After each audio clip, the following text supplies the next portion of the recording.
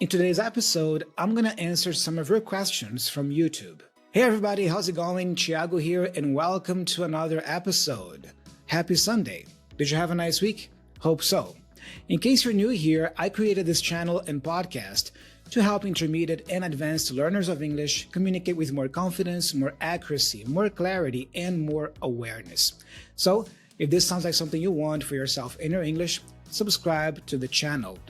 I have compiled here 10 comments, 10 questions that you guys left me here on YouTube to answer, and hopefully the answers will help you maybe with an idea, with a little piece of insight that you can take for your life and for your English, okay?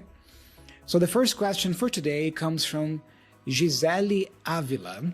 I don't know if it's Gisele or Giselle, okay? So Giselle says, Thiago, I need to do an exam, but I cannot understand if the question says, what is the best answer, but those options have the same meaning. What can I do to choose the best answer? Okay, I think what you mean here, Giselle, is that maybe in a question you have 4 alternatives and 2 of them are very similar. Both could be correct, but you're not sure which one, right? Look, this is quite common in proficiency exams. We call these questions tricky questions. A tricky question is a question designed, well, to trick you, to really see if you're paying attention or if you can think about the language in a deeper way, okay? So I see that a lot in Cambridge exams, IELTS tests, and proficiency exams in general. They tend to do that, okay? So imagine you have a question, okay, about a text that you just read. Imagine it's a reading test. You just read an entire piece of text, and then now you have to answer some comprehension questions. Imagine you have the question and 4 alternatives. 2 of them, usually you can discard automatically because they are plain wrong, okay? But sometimes there are 2 that could be the right answer. They are very similar. In that case, make sure you pick the one that is closest to the text or closest to the listening passage that you just heard, okay? Because even though both could be correct, one of them will have more information in the passage, in the reading, in the audio passage, okay? One of them will stand out still. So pay attention to which one stands out, which one has more information given about, okay? That's what I would say. Guys, I just want to take a moment to remind you that my new pronunciation course, The Sounds of English, is already available on pre-sale. The purpose of this course is to help you speak English with more fluency, more clarity, more flow, without having to spend many hours per day practicing. The lessons are short, bite-sized, and to the point, designed to help you improve your listening skills and your pronunciation as a whole, okay? You can learn connected speech there, all the main patterns of connected speech that native speakers use in media and in real life. And also you can learn the main sounds of the English language for you to improve your pronunciation on a more individual level as well. The course is on pre-sale at a very special discounted price. If I were you, I would secure that price right now because that price won't remain forever. It's just for now while the course is on pre-sale.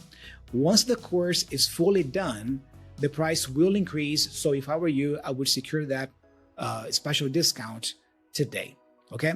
You're gonna love the course. You're gonna learn tons of things about English pronunciation, and those lessons will surely not only improve your pronunciation and speech, but also your listening skills. So do check it out. The link for you to learn more about the course is in the description of the video here on YouTube, also in the comment section as a pinned comment. And if you are on Spotify or Apple Podcasts, you can find the link in the show notes. Next question. Could you please suggest any TV series that would assist me in enhancing my English understanding? Okay, look, this is very personal, I think. I think it's more about your personal taste, your personal preferences. So start thinking about the genres. Which genre or genres do you like? Do you like to watch action stuff, comedies, dramas, epic stuff, fantasy, start there. But what I generally recommend is, if you don't have much experience watching things in English, movies and TV series to practice the language with, I always recommend people start with comedies, sitcoms, Friends, Two and a Half Men, The Big Bang Theory, How I Met Your Mother. Nowadays we have others like Young Sheldon, those series. Because usually comedies, they present more general English, people in various situations, nothing really specific. And then if you want to learn some specific things, go for some specific shows or movies, For example, if you watch a fantasy story, probably you will encounter a lot of vocabulary there that is more epic, more archaic even, old-fashioned. Yeah, if you watch an action movie, you will come across maybe shorter sentences, but more in the imperative way, like imperative sentences, like stand up, get out of here, calm down, like that. So it depends. I think that each genre has something to offer. It's more about your personal taste. Okay. Next comment: how much vocabulary did you review each day during learning? Okay, look, I've always approached vocabulary building in a very organic way. I was never very deliberate, to be honest, with my vocabulary building. I was extremely deliberate with my grammar. That I can tell you straight up. I was very deliberate with my grammar. So I actually took time to sit down, open a grammar book, and study the various grammar structures of English, because I believe that for me, it made sense to take time to learn more about the structures of the language. But when it comes to vocabulary, I was never the person who made lists, who, I tried to memorize words, like really tried to memorize them. It was always something more organic for me. So what I did do was I was always exposed to the language. So I watched a lot of videos, a lot of movies, TV series. I listened to a lot of music, by the way, and I am a musician too, so I love music. Music is awesome, I would memorize my favorite songs, their lyrics, and simply by doing that, simply by having this intense exposure to English, I would say that in many ways, that was enough for my vocabulary. What I would do sometimes is I would only check words that really stood out for me, that really caught my attention. Sometimes I would be reading a book and then I would see a word that would pop up, that would catch my eye. For whatever reason, maybe I liked the way that word is spelled, but for whatever reason, that word caught my attention. Then, in that case, I would stop reading and then I would look up the meaning. Or if I saw that the word was being used over and over again in the book, in the podcast, in the movie that I'm watching, if I notice a word being used repeatedly in a piece of content, then that is an indication for me usually to stop consuming that content and look up the meaning. But aside from that, I just let it go. If I see a word that I don't understand, if I'm reading a book, for example, and if that word particularly doesn't have anything to, catch my attention, to grab my attention, if I don't see anything special in that word, I just let it go. I just move on, And I think it also depends on certain phases, in your English learning journey. For example, I remember when I was preparing for the C2 exam from Cambridge, before taking that test, I deliberately studied and learned some vocabulary that was common for that test, some C2 words. But, and funny enough, I remember that there was a word that I learned at that time when I was preparing for C2, the exam, which was hackneyed. Hackneyed, when talking about a story, for example, like movies, books, if I can say, movies nowadays have hackneyed plots. Because of that, I don't want to wash them. So something that is hackneyed, it's cliche. It's unoriginal. It's been overused. It's been done so many times that it's become cliche.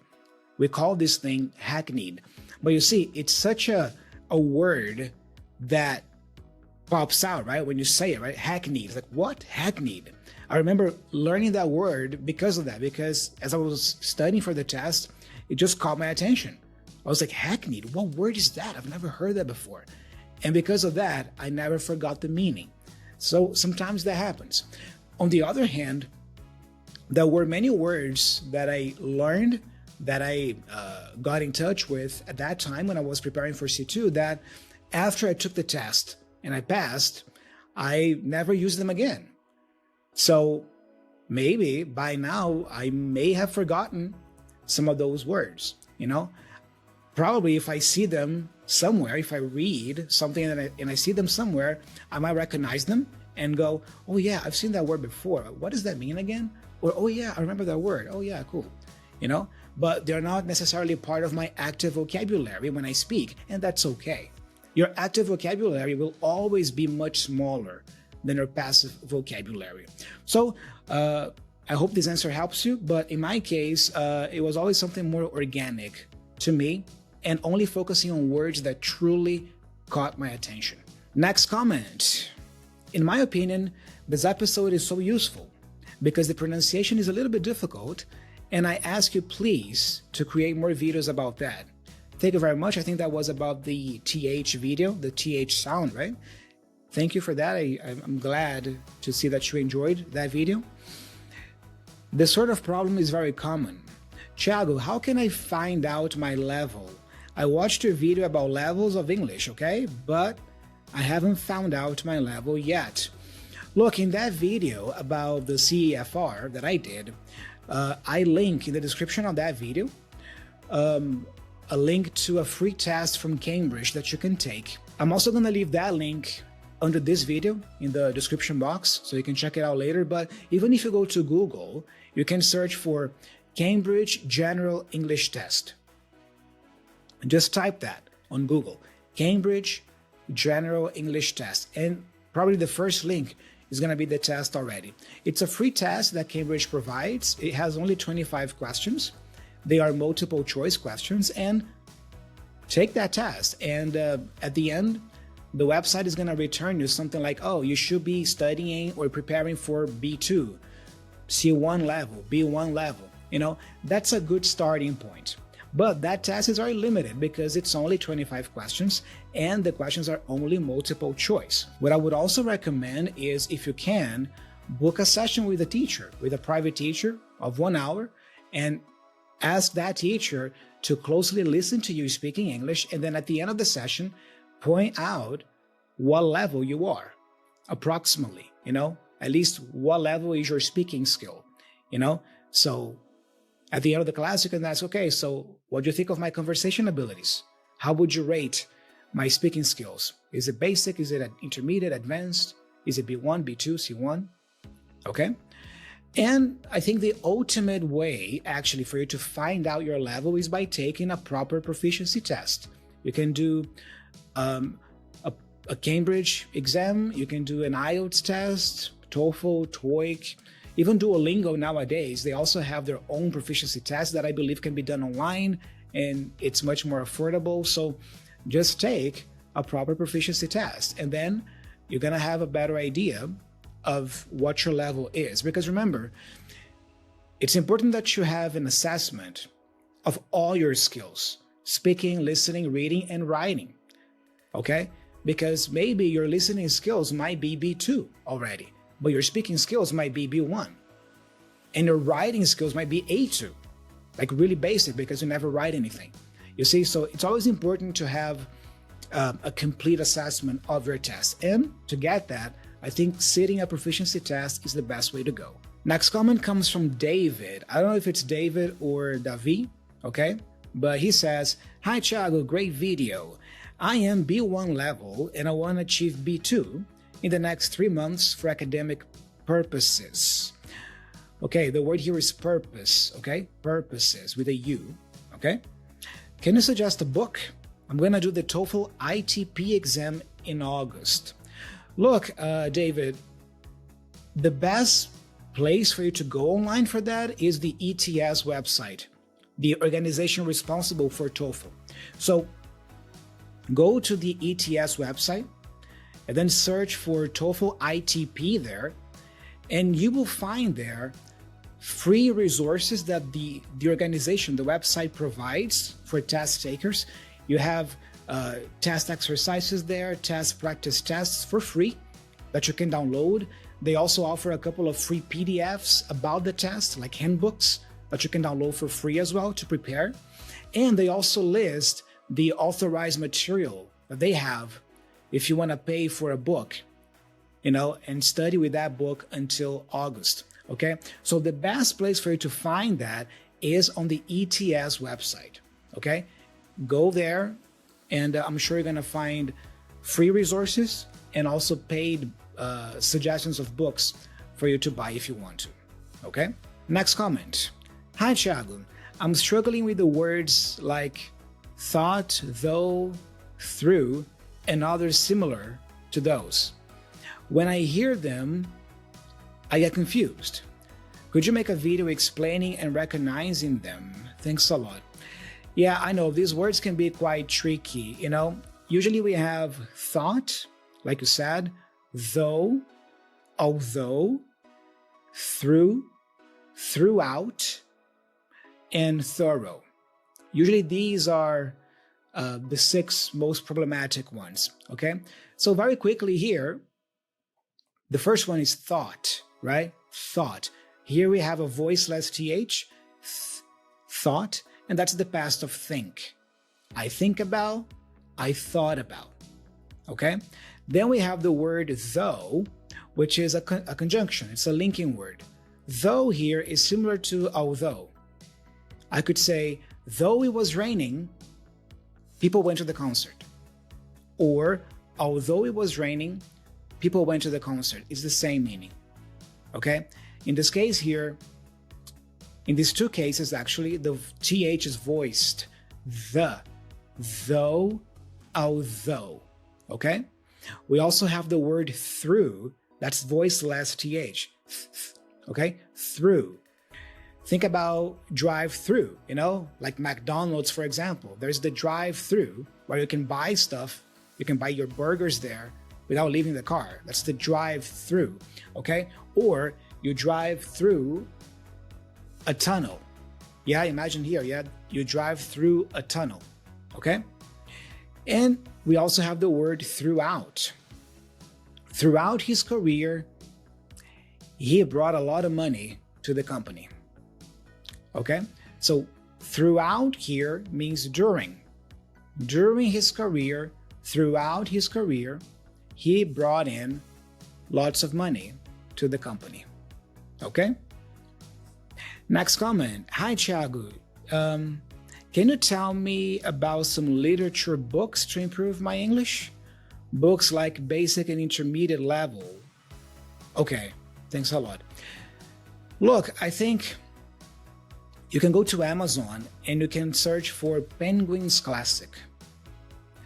Penguin's Classic or Penguin's Classics is a series of books designed for English learners. What they do is they take classic stories like Frankenstein, Dracula, Sherlock Holmes stories, Oliver Twist, what else?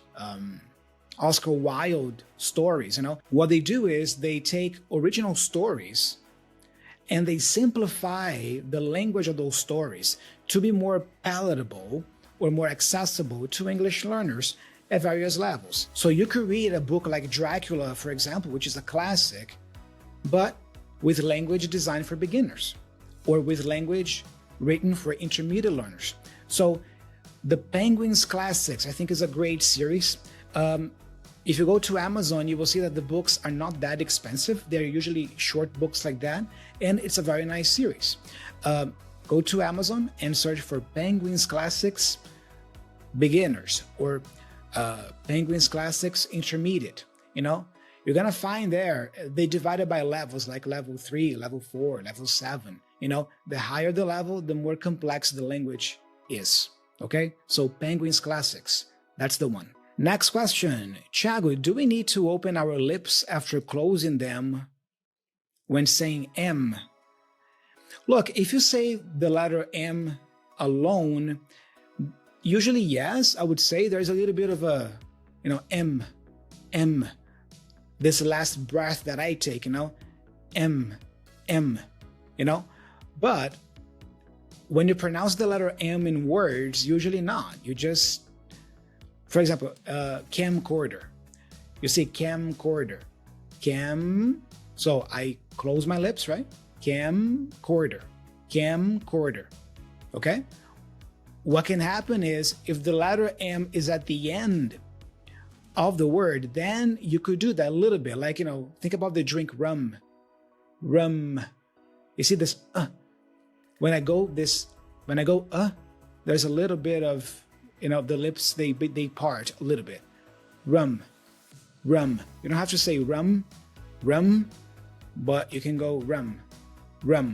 But the lips need to touch, okay? Or ham, you see? But in a phrase, no, you just go ham and cheese, for example. Ham and cheese, all right? Hi Thiago, how are you? Thanks for the video. I really wanted to know more about the future tenses. My question is, how can I know the difference when you say something with going to, in the present continuous, into the future, and with gonna? Okay, you have to look for the main verb, okay? For example, if I say, I'm going to a restaurant tomorrow. I'm going to a restaurant tomorrow. What is the main verb here? Going, right? I'm going to a restaurant tomorrow. Going is my main verb, so this is a present continuous tense. I'm going to a restaurant, okay? Now, if I say, I'm going to eat at a restaurant tomorrow, what is the main verb? Now it's eat, right? I'm going to eat at a restaurant tomorrow. So this is a going to sentence. And it's also possible to use the verb go as a main verb along with a going to sentence. Although I think it's kind of redundant, it is possible. So I'm going to go to a restaurant tomorrow. You see, I'm going to go to a restaurant tomorrow. So go here is the main verb and I'm using going to before. Okay? Normally, we would say I'm gonna, right? I'm gonna go.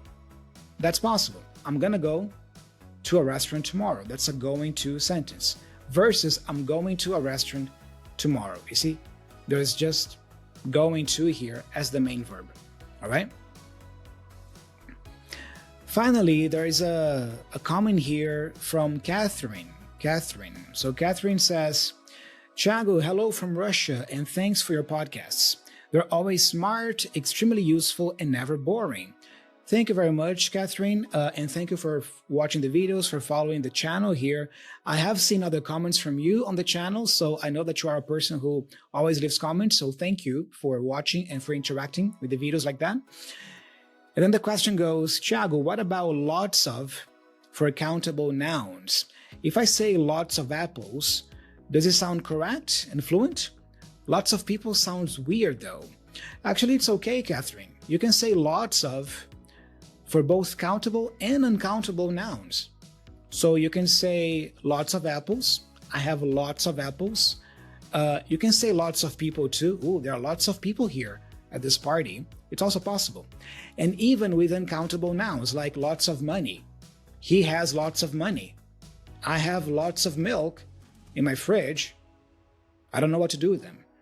Okay, so lots of is possible to use and it can be used for both countable and uncountable words. Okay, all right guys, that's it. I hope you enjoyed this Q&A today, and don't worry because I will keep making these videos from time to time, so keep leaving your comments with your thoughts, impressions, and questions about the videos here on YouTube, because not only does it drive engagement for the channel, which is very useful, but also it helps us create a nice community of people who are interested in learning this beautiful language, which is English, okay? Don't forget to check out my pronunciation course at a very special discounted price, link in the description and in the show notes. And again, subscribe to the channel if you're not a subscriber yet. This helps me tremendously here on YouTube. And if you are listening on Spotify or Apple Podcasts, leave me a 5-star review on those platforms. I'm signing off. Thank you so much and enjoy the rest of your day. I'll be talking to you very soon. Bye-bye.